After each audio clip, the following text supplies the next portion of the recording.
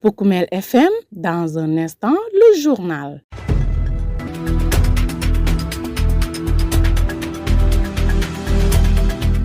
Merci d'écouter Poukoumel FM la 106.0 émettant à Goudomp. Nous sommes partis pour un nouveau point sur l'actualité au niveau régional. Au sommaire de ce journal, à Sédhiou, les zones se mobilisent contre les mutilations génitales féminines et les mariages d'enfants à travers une randonnée de sensibilisation. Au même moment, à Thiarap, plusieurs communautés réaffirment leur engagement pour l'abandon de l'excision et du mariage des enfants. Journée de l'enfant à Kolda, le comité départemental de protection de l'enfance lance une série d'activités de sensibilisation avec une grande randonnée pédestre pour promouvoir les droits et le bien-être des enfants. En sport, Coupe du Monde 2026, la France et l'Argentine assurent et la Suède impressionne. Et c'est tout pour les titres. Le journal avec Younous Baro. Devant ce micro pour la présentation, Sidou Keita assure les opérations techniques. Bienvenue à tous. C'est parti pour l'examen du certificat de fin d'études élémentaires dans le département de Goudomp. Ils sont au total 5012 candidats, dont 2602 filles à l'assaut de ce premier diplôme académique. Et nous souhaitons bonne chance à tous les candidats. À Sédhiou, la lutte contre les violences basées sur le genre se poursuit. Le réseau des jeunes pour la promotion de l'abandon des mutilations génitales féminines et des mariages d'enfants a organisé une randonnée pédestre pour sensibiliser les populations. Selon les résultats de l'enquête démographique de la santé continue, la région affiche un taux de prévalence des mutilations génitales féminines de 48,1% chez les jeunes filles de moins de 15 ans. À cette occasion, les acteurs engagés dans la lutte ont lancé un appel pressant pour mettre fin à ces pratiques, nous dit Amadou Bamba Dramé dans cette correspondance.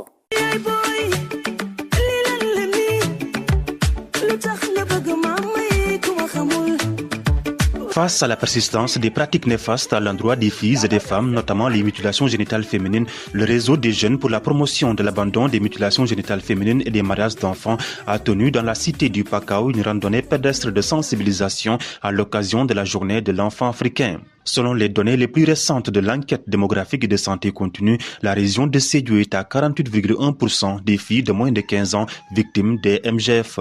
Des chiffres qui font froid dans le dos si l'on en croit Ambissine Madeleine Dior du réseau des jeunes pour la promotion de l'abandon des MGF. Aujourd'hui, nous sommes à Sédhiou surtout pour cette randonnée pédestre-là, pour non seulement marquer cette lutte contre ces mutilations génitales féminines, ces grossesses précoces et ces mariages d'enfants, mais surtout pour fêter la journée internationale de l'enfant africain en même temps. C'était une manière pour nous de sillonner les rues de Sédhiou. Sédhiou qui est connue comme une zone, statistique très élevée par rapport à ces pratiques-là. Donc du coup, d'où la pertinence et l'importance même de cette activité. Selon le point focal de l'ONG RAES dans la région de Sédhiou, cette randonnée est une occasion de sensibiliser les populations sur le bien-être de la gente féminine. Alors là, nous sommes dans une activité de randonnée pédestre qui nous permet vraiment de sensibiliser les communautés, mais également de poser ce dialogue sur les mutilations génitales féminines en présence des autorités sanitaires, mais également en présence des autorités locales qui peuvent nous permettre de discuter et d'échanger sur ces questions. Le conseil municipal des enfants de Sédhiou a battu les pavés de la ville au même titre que plusieurs organisations pour se faire entendre. Mariama Diakhaté, la mairesse des enfants, invite les parents à protéger les enfants. Comme nous le savons tous, ces enfants sont considérés comme l'avenir de demain. C'est eux qui vont diriger le pays. Donc veiller à leur protection et à leur sécurité peut être un grand avantage pour nous, cause pour laquelle nous nous sommes réunis aujourd'hui. Au cours de cette randonnée pédestre, des appels se sont multipliés à l'endroit des autorités et des communautés autour de la cause commune qui est de faire reculer les violences basées sur le genre et protéger les droits des filles. Merci à vous, Amadou Bamba Dramé. Dans ce même chapitre, à Thiarap, village de la commune de Kumbakara, plusieurs communautés ont réaffirmé leur engagement en faveur des droits humains et de la protection de l'enfant.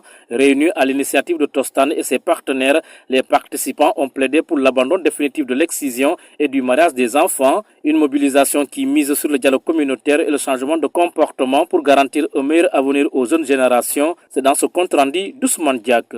La promotion des droits humains, la protection des enfants et l'abandon des pratiques néfastes étaient au cœur d'une importante déclaration publique organisée au village de Thiarap dans la commune de Kumbakara par l'ONG Tostan et ses partenaires. Aujourd'hui, nous déclarons publiquement notre décision ici à Tcharab. Nous avons pris l'engagement d'abandonner publiquement l'excision, les mariages d'enfants et toute forme de violence sur les filles et les femmes dans nos communautés. Le 14/6e mois 2026, devant les autorités et nos partenaires. Cette rencontre intervillageoise a réuni plusieurs communautés venues réaffirmer leur engagement en faveur de l'abandon de l'excision et du mariage des enfants. Pendant la cérémonie, la directrice de la famille et de l'action sociale s'est réjouie et a souligné l'importance du changement de comportement pour garantir l'épanouissement des enfants, en particulier des jeunes filles. Docteur Rokhaya Diakhaté. C'est avec un réel plaisir que je viens participer au nom de Madame Marie-Angélique Mamselbe Diouf, ministre de la Famille, de l'Action sociale et des Solidarités, à cette grande cérémonie de déclaration publique d'abandon de l'excision et des mariages d'enfants de 27 communautés ici à Tcharab. Mesdames et messieurs, l'excision, les MGF, sont une pratique néfaste, discriminatoire, qui constitue une violation flagrante des droits fondamentaux de la personne humaine. De son côté, le directeur exécutif de Tostan a mis en avant le rôle déterminant du dialogue communautaire et de la sensibilisation dans la transformation sociale. Sobel Aziz Ngom. Il y a des jours qui marquent une vie. Pour moi, ce dimanche à Tcharab en fait partie. C'est la première fois que je prends part à une déclaration publique. Et je ne pouvais pas rêver d'un lieu plus fort que Tcharab. Il y a quelques mois, j'étais ici, dans ce village. J'ai marché dans vos concessions, écouté vos histoires et vu votre dignité. À Tcharab, on ne vient pas seulement visiter une communauté.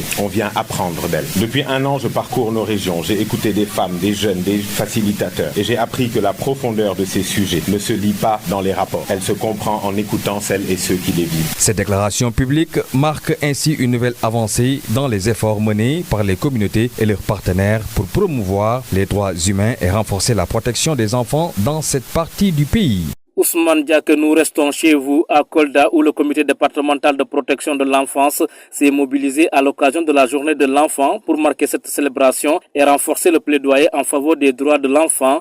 Plusieurs activités de sensibilisation sont prévues à travers la commune. Point d'orgue du programme, une grande randonnée pédestre prévue le samedi 20 juin afin de mobiliser les populations autour des enjeux liés à la protection et au bien-être des enfants. Les précisions avec Abdoulaye Kaltoum Kamara, joint au téléphone par Pape Kadiali Badji. La journée de l'enfant africain est célébrée le 16 juin de chaque année. Pour 2026, il faut souligner simplement que le thème officiel est garantir l'accès universel à l'eau, à l'assainissement et à l'hygiène pour tous les enfants d'Afrique. Cette thématique, d'habitude, elle est retenue par le comité d'experts africains sur les droits et le bien-être de l'enfant. Et c'est un thème qui véritablement a 3 portées, 3 angles. On peut l'analyser sous 3 angles. Le premier angle, c'est sous l'angle du droit fondamental à la survie et à la santé. L'accès à l'eau et à des installations sanitaires adéquates est un rempart solide contre les maladies, surtout les maladies d'ordre hydrique. Le deuxième point sur lequel il est important d'insister, la portée que l'eau, l'hygiène et l'assainissement a sur les résultats scolaires des élèves. Il faut le souligner, l'absence de blocs sanitaires et d'eau dans les établissements contribue grandement à l'absentéisme des enfants, des élèves, mais également à l'abandon scolaire, notamment chez les jeunes filles, surtout celles qui sont en phase de menstruation. Le dernier élément d'analyse tourne autour des ateliers aux inégalités qui persistent entre les zones urbaines et les zones rurales. Ça également, c'est à souligner. Et il est important à ce titre de rappeler juste que le thème de cette année dénonce grandement ces inégalités qui continuent à persister entre les habitants des zones urbaines et celles des zones rurales. C'est pourquoi le thème de cette année contribue vivement à faire le plaidoyer auprès des décideurs pour que ces inégalités-là puissent être réduites. Tous les enfants naissent égaux en droit. Donc, nous considérons que l'accès à l'eau est avant tout un droit fondamental de l'enfant. On peut dire que c'est un thème qui colle parfaitement à la réalité du Fouladou où l'on sait qu'il y a dans certaines localités où avoir de l'eau, c'est la croix et la bannière. Absolument, absolument. Je dirais simplement que les communautés coldoises sont grandement confrontés à la problématique de vient de décrire concerne grandement les enfants de Kolda. Alors, en marge de cette journée, nous, on prévoit des événements pour marquer la commémoration. Vous suivez les informations sur Poukoumel FM, la 106.0, la radio au service de toutes les communautés. Dans un instant, direction les stades. Poukoumel FM, le journal des sports.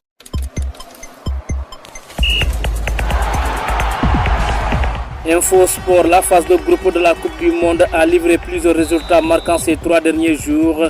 La plus large victoire est à mettre au crédit de la Suède qui a surclassé la Tunisie 5-1, affichant déjà ses ambitions dans la compétition. Dans le même groupe, l'Espagne a été tenue en échec par le Cap-Vert, 0 but partout, tandis que la Belgique et l'Égypte se sont quittés sur le score nul d'1 but partout. Même scénario entre l'Arabie Saoudite et l'Uruguay. L'Iran et la Nouvelle-Zélande ont offert un match spectaculaire conclu sur le score de 2 buts partout. De son côté, la France a parfaitement lancé sa campagne en dominant le Sénégal par 3-1. La Norvège a également frappé fort en écrasant l'Irak par 4-1. L'Argentine a confirmé son statut de favori grâce à un succès net face à l'Algérie, 3-1. L'Australie, quant à elle, a pris le dessus sur la Jordanie par la marque de 3-1. Et c'est tout pour la passe des sports qui referme ce journal. Le rappel des titres.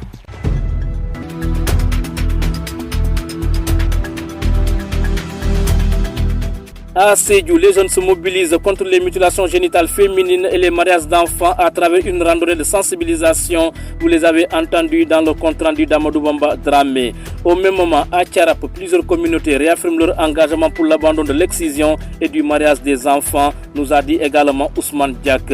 Journée de l'enfant à Kolda, le comité départemental de protection de l'enfance lance une série d'activités de sensibilisation avec une grande randonnée pédestre pour promouvoir les droits et le bien-être des enfants.